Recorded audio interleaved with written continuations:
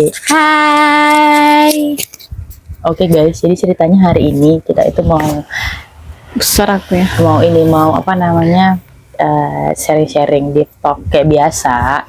Sharing-sharing kita mau lanjut ke part 2 ya. You have to be apa namanya? Pengen diupload loh. Ini diupload. Responsibility to apa? You have to take responsibility for yourself. Maksudnya kita bertanggung jawab terhadap diri kita, ngerti nggak sih maksud adik tuh? Kayak yang independen yang adik bilang itu. Kok jadi adik gitu aja nih? Lu Ya serius lah, Ra. serius. Iya, maksudnya independennya yang aku maksud itu Kak, independen ketika kakak itu kita itu bisa melakukan sesuatu atau hal apapun yang kita inginkan sendiri dengan tangan kita sendiri. Karena memang sejatinya kan kita memang harus lakukan untuk diri kita sendiri. Kita bertanggung jawab diri kita sendiri. Contoh misalnya kayak kebahagiaan. Kebahagiaan kan siapa yang bisa bahagiain kita diri kita kalau kita sendiri? Ya kan kita yang bertanggung jawab. Nggak bisa orang lain. Just kayak orang lain juga nggak bertanggung jawab untuk kebahagiaan kita sendiri aja yang membahagiakan kita, dan kita yang harus Bahagiakan diri membuat kita. menciptakan kebahagiaan kita kayak gitu. Jadi kan sekarang ini sebenarnya Kak, itu tuh bukan tentang ini sih Kak, bukan tentang nggak bilang tadi itu kita nggak punya kawan gitu. Sebenarnya kayak di fase ini kita memang udah masa tidak punya kawan, karena semua orang kan di fase umur sekarang ini orang udah Punya kehidupan. iya udah punya kehidupan masing-masing, kesibukan masing-masing. Bukan berarti mereka tuh sombong atau mereka tuh lupa sama kita, enggak, cuman fokus Sudah mereka waktunya. waktunya udah teralihkan, dan kita pun demikian begitu. Dan makanya di masa ini kakak ngerasa nggak, di masa sekarang ini kita ngerasa nggak punya teman. Iya. Nah, kalau menurut aku sih, dari opini aku ya, sebenarnya kalau kita menyibukkan dengan diri kita sendiri gitu, misalnya kayak gini, ada mungkin orang yang merasa kita tuh kalau kita tuh orangnya sombong karena kita tuh sibuk dengan urusan kita sampai nggak sempat kita misalnya kayak mau kumpul-kumpul bareng teman gitu. Tapi sebenarnya kalau menurut aku tuh lebih baik sih ketimbang misalnya kita tuh sibuk untuk mengejar apa yang kita inginkan gitu loh, apa yang mau kita create dalam hidup kita. Menurut aku tuh lebih dalam posisi aman daripada kayak kita tuh udah sibuk nongki kan. Saya kayak kita udah sibuk berteman gitu kan, kayak nggak bilang tuh, terus akan tiba suatu masa di mana yang lu nggak bisa lagi nih nongki bareng teman itu dengan teman yang sama kayak gitu kan, dan atau mungkin melakukan hal yang sama kayak gitu. Itu justru lebih ini nggak sih, lebih terasa nggak sih ketimbang yang dia tuh sibuk menyibukkan diri mengejar impiannya, mengejar gimana supaya dia lebih baik daripada yang sebelumnya kayak gitu. Kalau misalnya aku lebih kayak aku sering buat list apa yang aku kerjain kan satu hari ini, aku tulis namanya tuh. Terus nanti hari itu selesai, aku tuh lebih fokus ke list apa yang mau aku kerjain. Aku tuh misalnya aku nggak sempat buat mikir aku kayak aku kok kayaknya sepi banget di hari ini, karena aku fokus dengan apa yang mau aku kerjain di hari itu gitu loh, bukan fokus untuk menghabiskan waktu, ngerti nggak sih? Menunggu waktu habis maksudnya gitu. Kalau ada listnya emang lebih terini kita ya kan, terjadwal. Iya, kita tuh bakalan lebih ke trigger on the track apa yang mau kita capai dan mau kita selesaikan di hari itu kayak gitu. Itu ada aku udah bahas, maksudnya aku udah mau buat juga ya di itu. Aku sebenarnya mau bahas tentang itu sih, milestone. Milestone itu artinya mile itu mili, stone itu batu. Maksudnya batu terkecil. Maksudnya itu kayak langkah kecil. Itu kayak istilah gitu, langkah kecil yang milestone itu Kak bisa jadi the big things, yang sesuatu yang besar yang itu tuh benar-benar berimpact gitu. Milestone itu istilah yang keren banget kalau misalnya kita mau praktekin gitu ya. Karena sebenarnya ya satu hal yang aku belajar ya, ternyata banyak hal yang kita tahu di dunia ini yang sebenarnya itu kalau nggak kita praktekin nggak akan jadi apa-apa. Justru hal-hal yang sederhana yang kita breakdown menjadi hal-hal yang kecil kayak tadi milestone itu yang bakal menjadi sesuatu yang berharga gitu, sesuatu yang menghasilkan sesuatu kayak gitu, ngerti nggak sih? Jadi kayak memberikan impact ya nggak sih? Contoh kayak tadi kayak kalau misalnya kayak aku buat to-do list kayak gitu. Kakak tahu nggak kalau aku suka buat to-do list? Nggak tahu ya. Aku tuh dari aku kasih bocorannya. Aku tuh suka buat to-do list dari aku SMA. To-do list itu termasuk kayak apa yang mau aku selesaikan, apa yang mau aku kerjakan di hari itu, apa yang mau aku selesaikan di hari itu.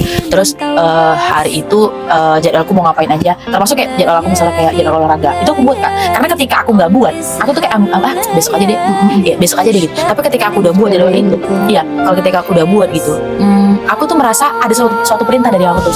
Itulah kekuatan the power of menulis tadi Kak. Makanya kakak sering kalau misalnya kakak ikut seminar gitu, pasti mereka sering tuh buat itu, yang menuliskan impian, sampai kakak tahu nggak sih? Aku nggak tahu di orang lain tuh kayak gimana.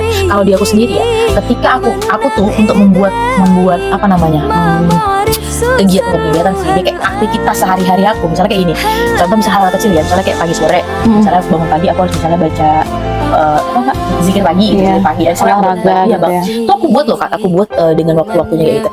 Itu membuat to do list itu dulu ya, aku tuh mau berminggu-minggu buat itu, karena aku benar-benar mikirin, aku memang benar-benar mikirin, dan aku karena mau menjalankan yang aku itu, bukan cuma yang orang kan banyak ya, yang orang cuma kayak nulis aja dulu gitu. Kalau aku enggak, emang benar-benar aku pikirin. Itu Sampai saya kayak bangun jam 4 harus ngapain, jadi dilakuin gitu ya. iya tuh, aku tuh buat, nah nanti aku tunjukin ya. Tuh kakak nampangan tuh, itu kalau sebelah sini jadwal olahraga, yang sebelah sini tuh jadwal ibadah, kalau itu kan nggak doa ya, itu jadwal sebelah sini apa tuh? Sebelah sini itu apa yang mau aku kerjain di hari itu, di hari itu. Oh ini berarti yang jelas. Ya ini jadwal olahraga nih, di sebelah sini jadwal olahraga, di sebelah sini jadwal ibadah, di sebelah sini jadwal apa tuh kayak gitu. Sama jam-jamnya tuh. Wait, jam itu ada break juga Oh, iya, nggak iya. kelihatan ya? Ada jamnya ya? Ada sebelah kanan tuh kan. Iya, jadi emang itu trigger banget guys gitu. Jadi kalau aku nggak tahu sih, misalnya kayak di orang lain, mungkin orang lain nggak, itu akan lebay gitu ya, tempel. Berarti itu melakukan tuh. Lakukan, Itu tuh lakukan. bacaan tuh. Baca boleh kalau foto. Iya, boleh. Tahu nggak? Dan aku udah ngelakuin itu sejak aku SMA. Cuman aku belajar ya. Maksudnya ini namanya journaling sih, termasuk journaling gitu sih. Kalian boleh searching di apa namanya di YouTube Oh, kalau atau kayak buat itu gimana ya? buat kue. Apa dulu nih? Kakak mau dapat jadwal apa? Ya kan kayak misalnya nantilah. Kakak misalnya kayak membagi waktu Iya. untuk buatnya, itu kan bisa tuh. Kakak misalnya bangun jam segini sholat, terus sholat itu kakak zikir atau baca Al-Quran berapa lembar, habis berapa lembar tuh baru mulai buat tuh ya. Kayak kakak misalnya kakak kan ini ya kayak apa sih, kakak tuh ini kan bisnis saham ya.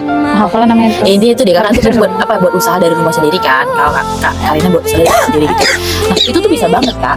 Kakak bisa manage. Itu tuh tau nggak pak? Management time. Jadi tau nggak sih kak? Salah satu yang membuat orang-orang, aku udah baca beberapa buku ya. Salah satu yang membuat orang sukses itu lebih produktif dibandingkan orang biasa, dan kita tuh melakukan 24 jam, kita punya 24 jam yang sama. Itu karena mereka manajemen time gitu loh kak. Manajemen time dan apa yang harus diprioritaskan. Dan itu yang aku lakuin setiap hari. To do list. Aku buat to do list apa yang mau aku lakuin di hari itu kayak gitu. Apa yang harus aku selesaikan. Karena kalau kita nggak buat to do list, kita tuh bakal ngalir aja. Iya. Kita tuh bakal ngalir, terus kita bakal nunggu waktu habis.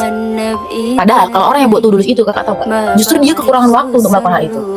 Kurang 24 jam ya. Kurang 24 jam karena dia harus karena ya kak, dengan buat tulis itu kayak kita tuh apa sih, dia tuh kayak menjaga kita on the track gitu loh. Mungkin banyak orang yang kayak merasa tuh kayak apa sih, to do list lebay banget kayak gitu. Hey guys, lu percaya deh kalau kalian cari di YouTube ya, pasti banyak orang-orang yang produktif itu mereka buat jurnal. Aku dapatnya itu kayak dari salah satu mahasiswa Harvard, tau kan, Harvard University kan salah satu universitas terkemuka di universitas terkemuka internasional.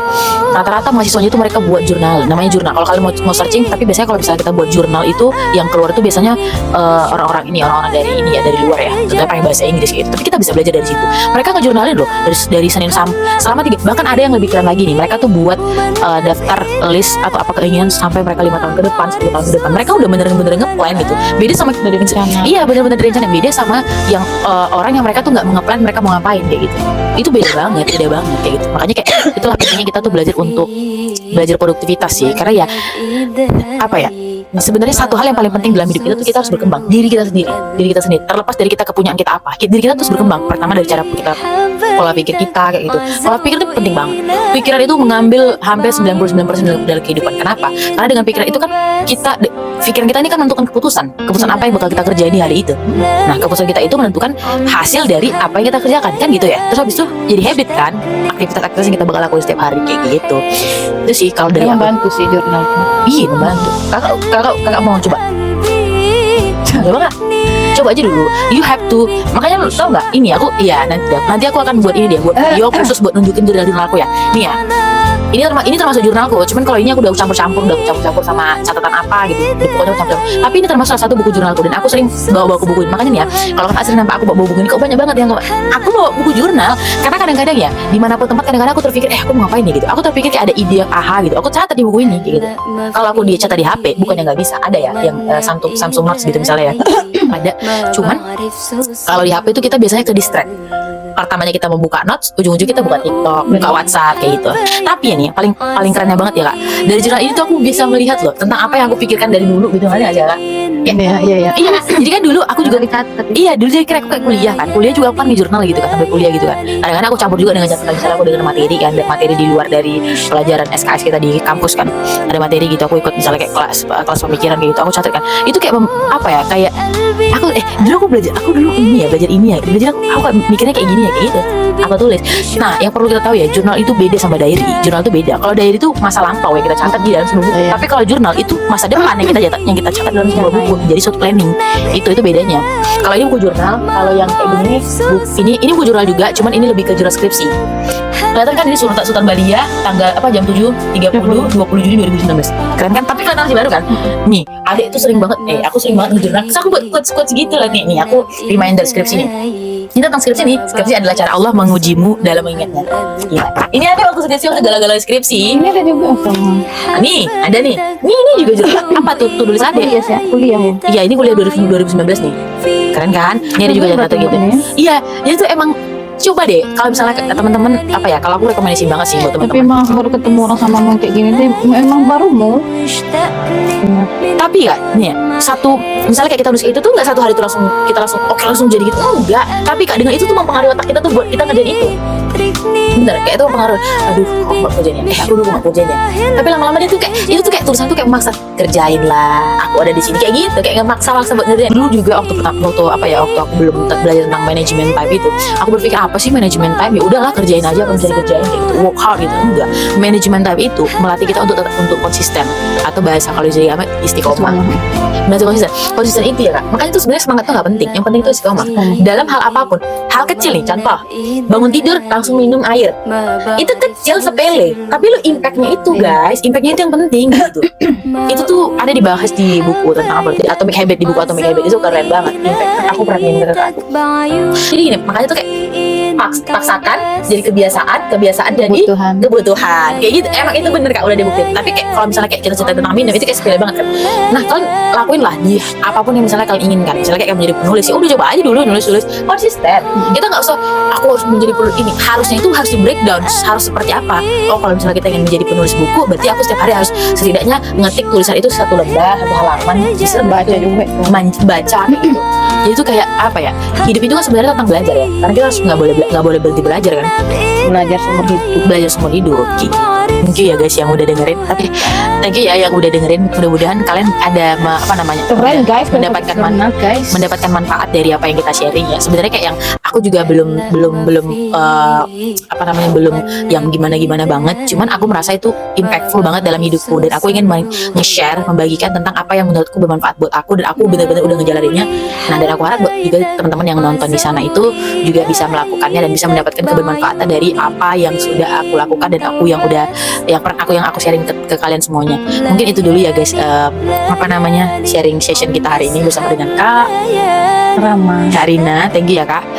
Kita tutup dulu. Assalamualaikum warahmatullahi wabarakatuh. See you. Bye bye.